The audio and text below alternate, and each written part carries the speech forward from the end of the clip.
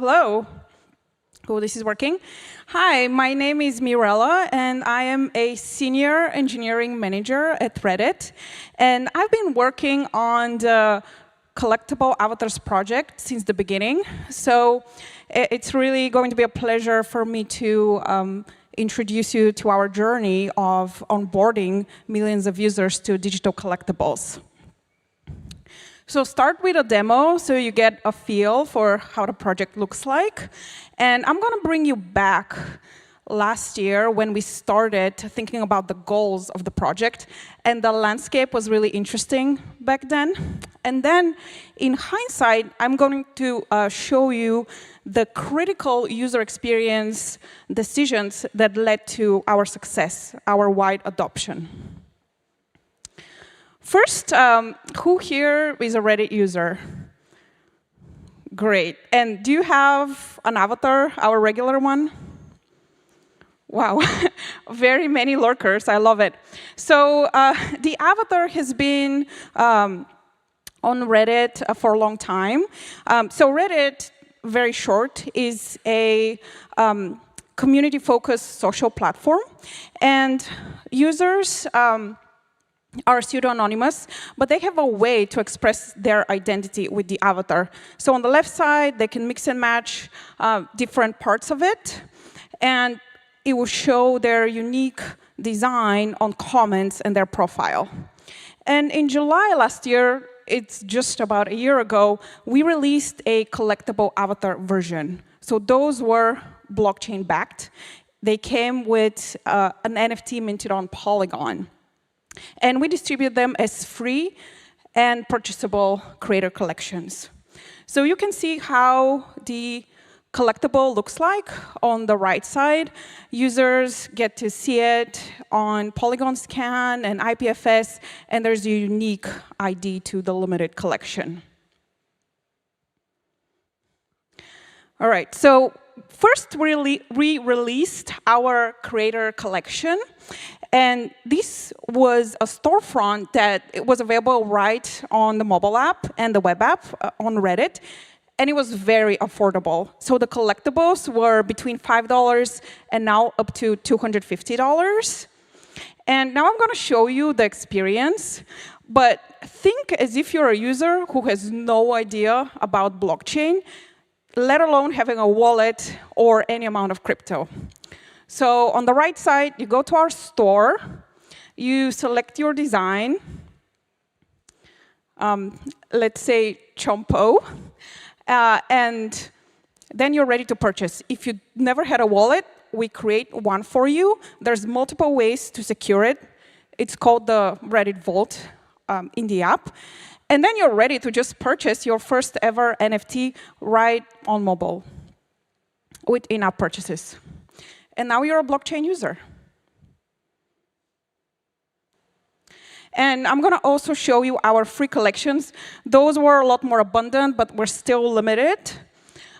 Users were able to earn them if they're high karma, highly engaged users. Or we had events as well, and we worked with several partners like NFL or Rabbits. The experience is even simpler.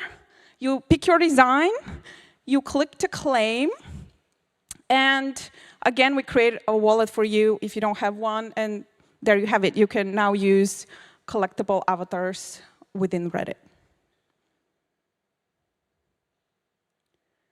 Awesome. And here are the results. This is outdated by several months, but are the official numbers I can share. We onboarded over 8 million users to our wallets and to digital collectibles and made over 1 million of revenue to creators. And our creator programs were small. We had from 30 to 100 creators. And these numbers don't even show the full picture. There's a slew of highly engaged users not just owning, but also using their collectibles on Reddit. Cool. So back in 2022, last year, the landscape was a little different. And we were the first ones to think about our goals and how can we onboard a wide range of users. We wanted our creator collections to be really successful, to make money for creators. So building a project that is just for a small number of crypto enthusiasts was not negotiable. And I remember the first time I minted my first NFT. It took me an hour to figure out how to create a wallet, what the recovery phrase was. It was a little scary. And my first NFT was free. So I only had to pay $100 in gas fees. And it took me another hour to figure out how to show my NFT in my wallet. So I was dedicated, but we couldn't have expected that from our users. So a sub-goal to achieve this wide adoption was a really straightforward user experience. All right, so we were working in a really ambiguous space. We had to figure out what wallet to use, how to secure it, how people pay for their collectibles, and how the experience is going to be once they own it. So I'm going to drive you through all of these ambiguous decisions and the thinking behind them, and which ones were critical for us. First, I alluded to this, but reducing friction was something we did very intentionally.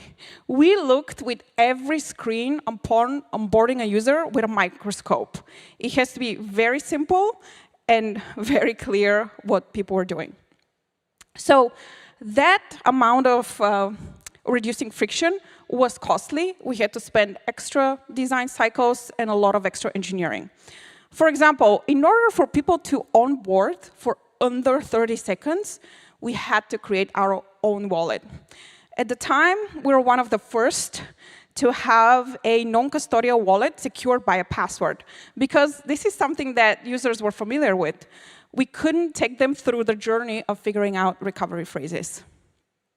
Similarly, we had to use fiat purchases, both on web with Stripe and mobile with in-app purchases. And again, we're one of the first ones where you can get an NFT right within your iOS and Android app. And that one was also really interesting. In-app purchases are not meant for limited item goods that are more expensive. So our engineers spent a lot of time figuring out how to use in-app purchases to sell 100 of something that's in very high demand. If you're interested, I can tell you later. The last thing was that the blockchain is an external system that we don't control. So I can tell you the first time, I remember the first time when I tested our prototype, I took the app and I clicked to claim, and there was a spinner. It was a very well-designed spinner, but it was spinning for a while.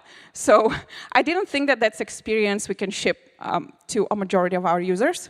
So we built our experience in the way that when you claim, you get your benefits, you get your collectible avatars right away. And then we built a system that asynchronously will query the minting state, the transfer state, and will update the collectible metadata once the NFT is minted. Cool. So another thing I wanted to emphasize is how we messaged the collectibles to users the first time they were interacting with the experience. It was funny, a lot of the times in news articles, they pointed out that we didn't use the word NFT, and that's true, but there's a lot more to it. We wanted to really portray the value the users are getting with collectibles and the experience that they'll be receiving.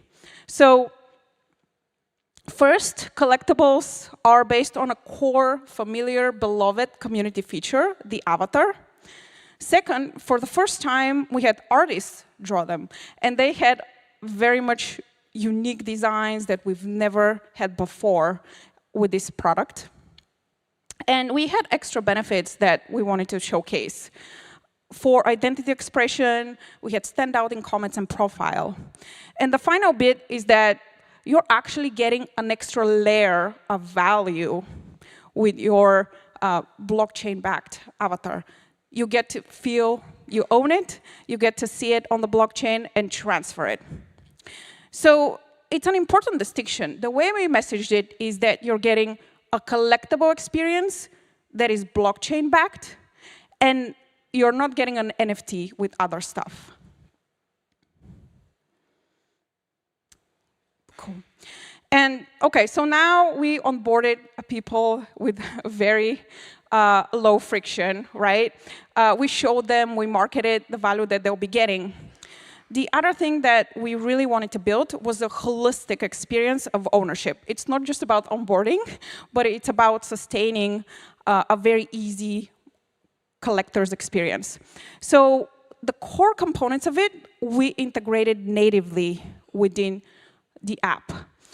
As I mentioned, we already had the wallet called the Reddit Vault.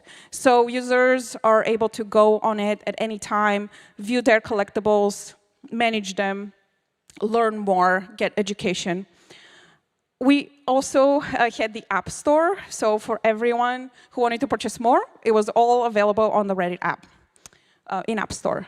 And we also decided to build free transfers. For anyone who is not a blockchain enthusiast, they're able to leverage the fact that this is an NFT. Of course, not everything is worth it to build natively. So we did leverage the rich ecosystem of Web3 for resales. We used NFT marketplaces like OpenSea. All right. So to wrap it up, with the collectible avatars, we onboarded millions of users to digital collectibles and the blockchain. And the critical decisions that led to this wide adoption were the minimal friction, especially upon onboarding. We also emphasized the value that users are getting. Even though it was under 30 seconds, this is still something that millions of people have to decide and invest in. So showing why they should care was vital. And finally, for onboarding and owning, we integrated everything natively.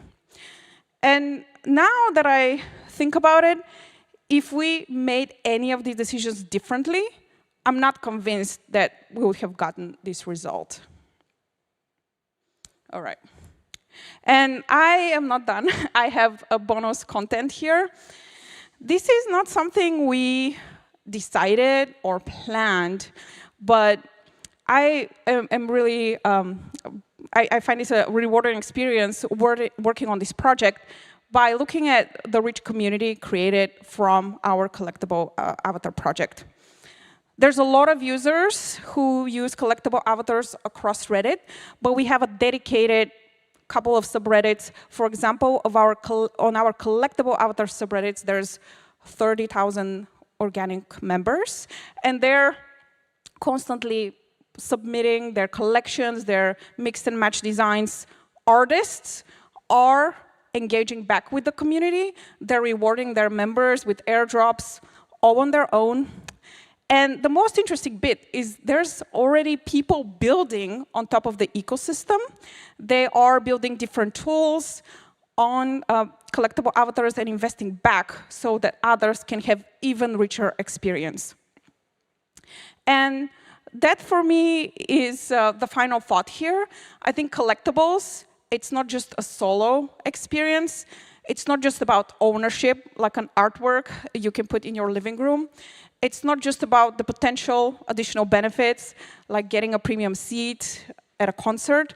It's also about community interacting together, investing back, and building together. So this is something that we can add on top of all of these other pieces that we're improving on Web3 products.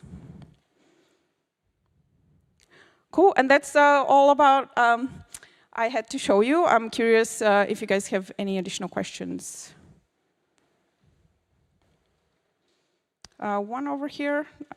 Yeah.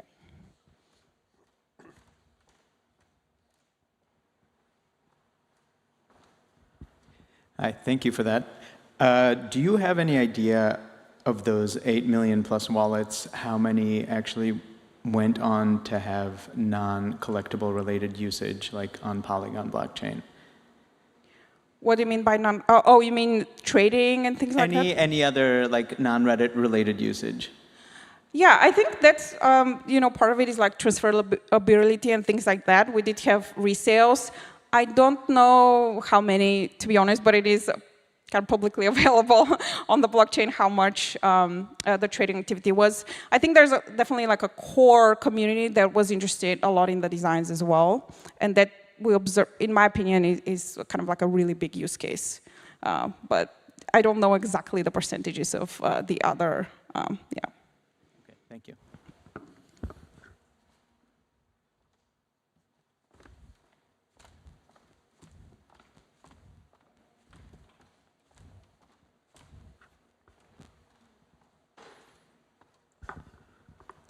Thank you for the presentation. Did you put in place specific teams for support, like if a client has an issue or has questions? Yeah, that's a really good point. We actually do have support. We have extensive help articles on our website that we continue to grow. And we do have support where users can have tickets, ask questions, and navigate some of this. It is not a big team. That's what I will tell you. So, so far, it has been available to users, but at least like not costing as much trouble, as far as I can tell.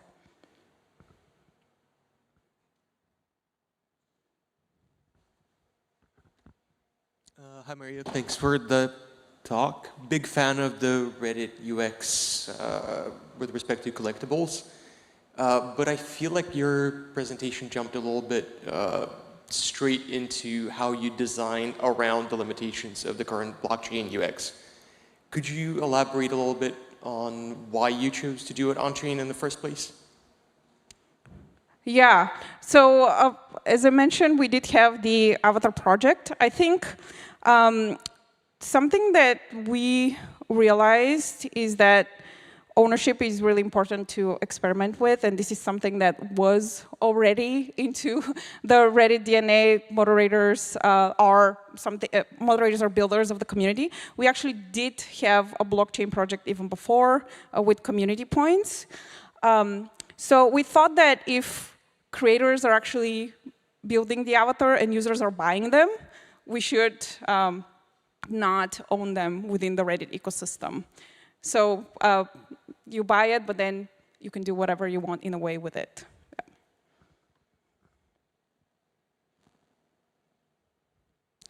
Great. I think this was the last question. Yeah. Thank you so much. Feel free to reach out on LinkedIn.